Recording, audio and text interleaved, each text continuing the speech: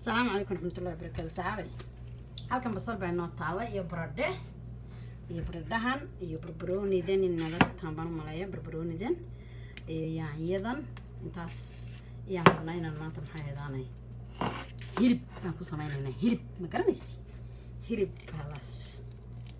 la huurinayo way hilib la huurinayo insha Allah biidhnillaahi kariim ya saasa loo dheeraynayaa dheeraynaya hilibkana waa la dheeraynayaa ya masalaha loo dheereeyo kana kooda laga jaraya mid walba xabida laga jaraya ama wada waxaynayo ma garantay waa cunto yar oo isku yar dheeli tiran la sameeyo doo la yiraahdo insha Allah sasa loo dhanaya basasha laba nooc baa la sameeyaa ma garantay